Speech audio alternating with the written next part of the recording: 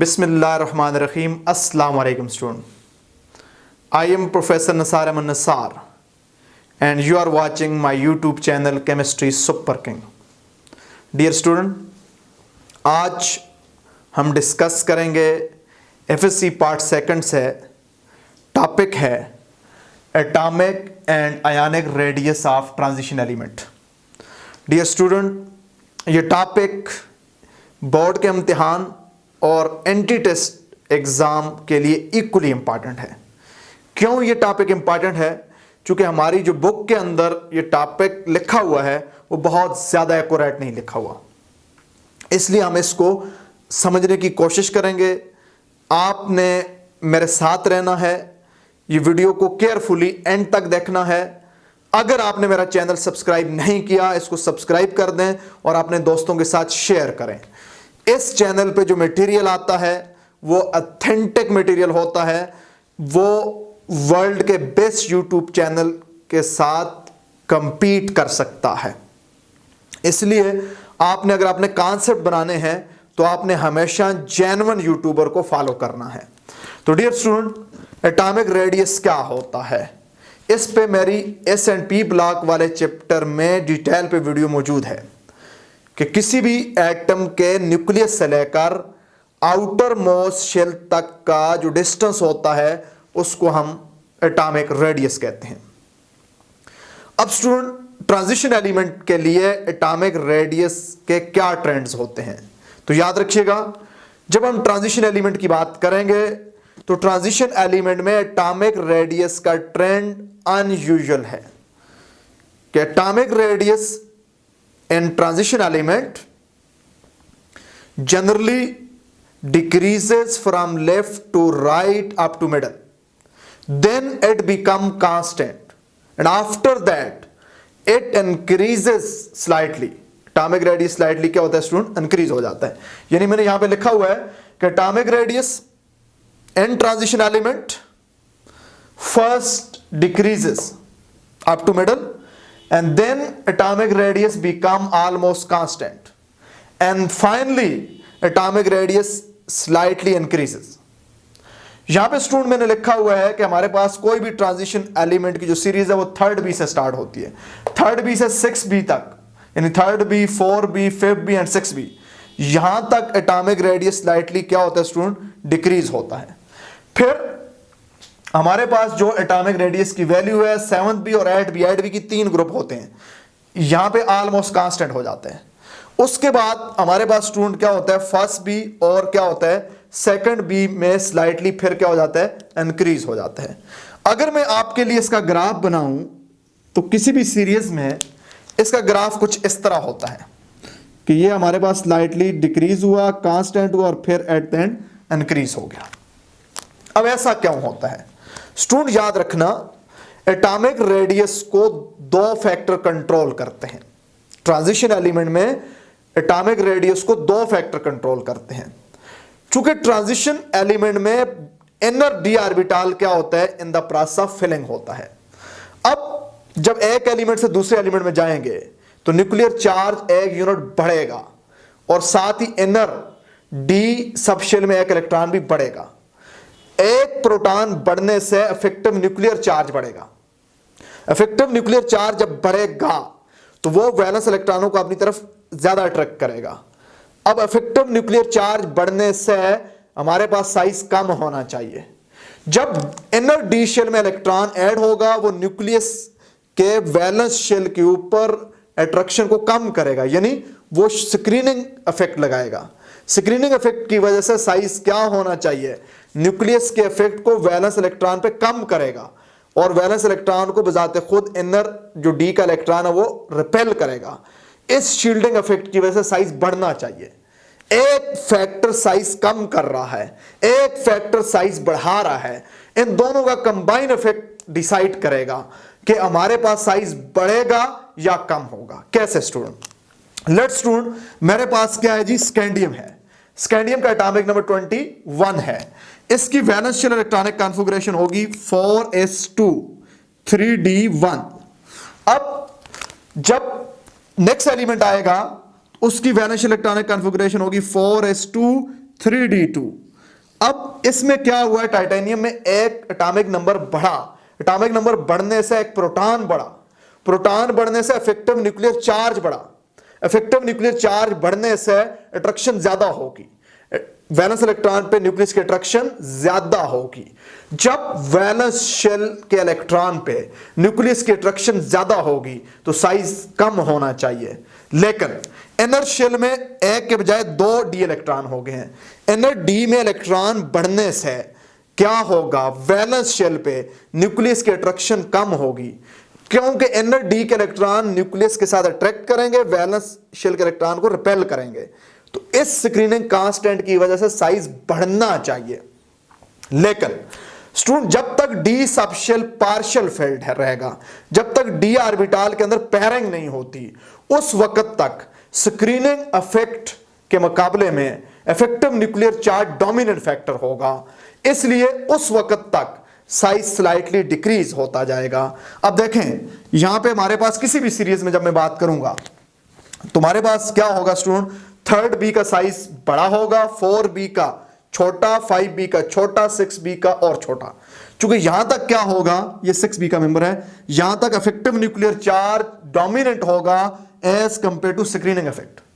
अब स्टूडेंट क्या होगा, उसके बाद क्रोमियम से लेकर निकल तक, क्रोमियम से लेकर निकल तक ऑलमोस्ट स्क्रीनिंग इफेक्ट और इफेक्टिव न्यूक्लियर चार्ज का मैग्नीट्यूड सेम होगा। जितना साइज डिक्रीज होना चाहिए न्यूक्लियर चार्ज इंक्रीज होने की वजह से, उतना ही साइज, जितना साइज डिक्रीज होना चाहिए न्यूक्लियर चार्ज इंक्रीज होने की वजह से, उतना ही साइज इफेक्टिव न्यूक्लियर चार्ज जितना कम करेगा उतना ही साइज स्क्रीनिंग कांस्टेंट ज्यादा करेगा। ये दोनों फैक्टर एक दूसरे के इफेक्ट को कैंसिल करेंगे, चूंकि इनका मैग्नीट्यूड बराबर हो चुका होगा।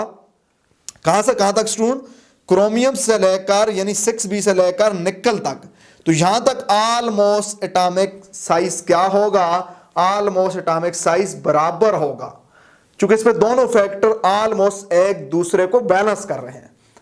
लेकिन अब यहां पे स्टूडेंट आ जाए निकल पे, आ जाए निकल पे क्या होता है, निकल की इलेक्ट्रॉनिक कॉन्फ़िगरेशन होती है 4s2 3d8।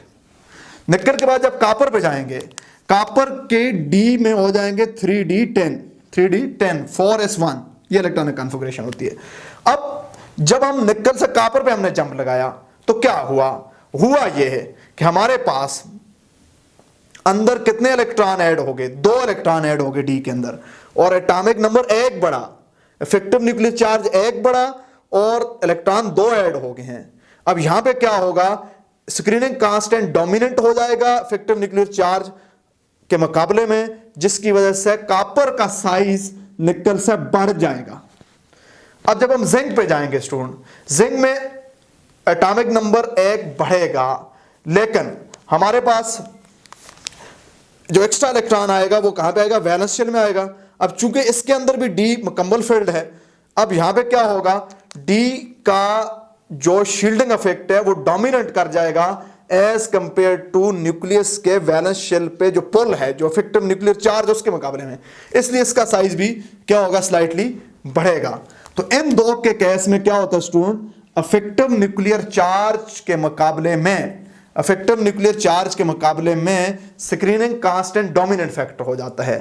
तो स्टूडेंट कॉन्सेप्ट समझना, अगर इफेक्टिव न्यूक्लियर चार्ज डोमिनेंट हुआ स्क्रीनिंग कांस्टेंट के मुकाबले में तो साइज स्लाइटली डिक्रीज होगा। अगर इफेक्टिव न्यूक्लियर चार्ज और स्क्रीनिंग कांस्टेंट का मैग्नीट्यूड ऑलमोस्ट बराबर हुआ तो हमारे पास रेडियस डिक्रीज नहीं होगा, ऑलमोस्ट कांस्टेंट रहेगा।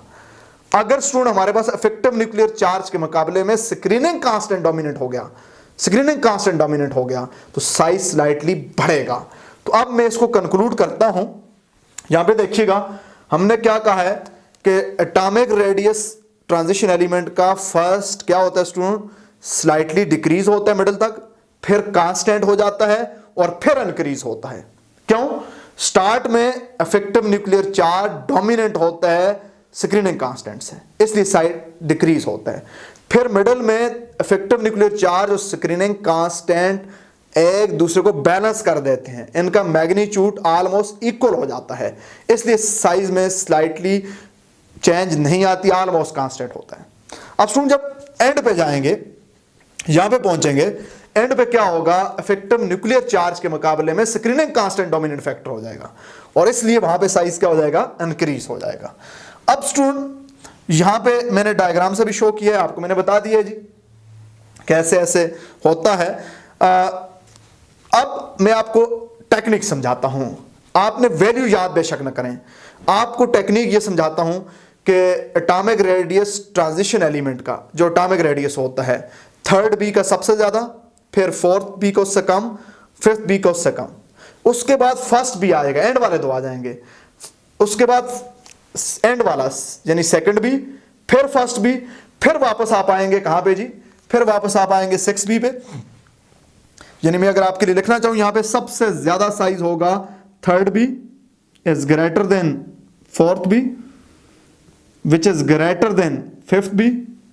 अब इन तीनों के बाद स्टूडेंट आपने ये माइंड में रखना है, अब एंड पे आना है, इसके बाद होगा second B, second B fifth B के ग्रेटर होगा सेकंड बी से, सेकंड बी ग्रेटर होगा फर्स्ट बी से, फर्स्ट बी ग्रेटर होगा, अब फिफ्थ के बाद फिर वही तरतीब चलानी है, 6b जो कि ग्रेटर होगा 6b जो कि ग्रेटर होगा 7b से, जो कि ग्रेटर होगा 8b से, जो कि ग्रेटर होगा 8b से। 8b के चूंकि 3 सब ग्रुप हैं, और याद रखना 8b के जो 3 सब ग्रुप हैं उसमें स्लाइटली जब हम जाएंगे लेफ्ट टू राइट डिक्रीज हुआ करेगा किसी भी।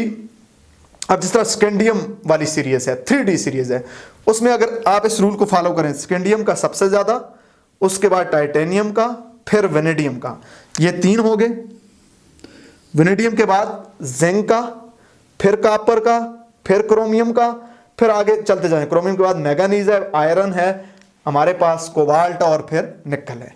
यानी 3D सीरीज में सबसे कम साइज किसको होगा स्टूडेंट, निकल को होगा। अब इस पे एमसीक्यू है, which of the following has lowest atomic radius, किसका एटॉमिक रेडियस कम तरीन है। अब देखें यहां पे आप याद नहीं कर सकते, मैंने आपको बताया पहले 3 का सबसे ज्यादा है। अब देखें हमारे पास याद रखना आयरन 8b का है, तो 8b का क्या है जी, सबसे कम है, आयरन 8b का मेंबर है, तो आयरन का सबसे क्या होगा स्टूडेंट, कम होगा। इसको अगर आप याद कर लें तो आप ऐसा कर सकते हैं। अब स्टूडेंट जब आयोनिक रेडियस की बात करते हैं, ionic radius follow the same trend as the atomic radius. However, ionic radius is much smaller as compared to atomic radius. Ionic radius भी almost यही ट्रेंड फॉलो करता है, लेकिन ionic radius जो होता है वो atomic radius के मुकाबले में क्या होता है स्टूडेंट, बहुत ज्यादा छोटा होता है। तो स्टूडेंट याद रखिएगा, हमारे पास जब हम ट्रांजिशन एलिमेंट की बात करेंगे तो ट्रांजिशन एलिमेंट में 3 बातें होंगी। पहले एटॉमिक रेडियस क्या होगा, कम होगा, फिर कांस्टेंट हो जाएगा, फिर थोड़ा सा ज्यादा होगा। उम्मीद है स्टूडेंट आपको ये ट्रेंड समझ आए होंगे। अगर आपको किसी किस्म का प्रॉब्लम हो तो स्टूडेंट मेरे व्हाट्सएप नंबर पे आप क्वेश्चन पूछ सकते हैं। स्टूडेंट नेक्स्ट सेशन का इंतजार कीजिएगा, मेरे चैनल को खुद भी सब्सक्राइब करें, दोस्तों को भी सजेस्ट करें। इंशाल्लाह इस चैनल पे बहुत कुछ आपको मिलने वाला है। Thank you very much.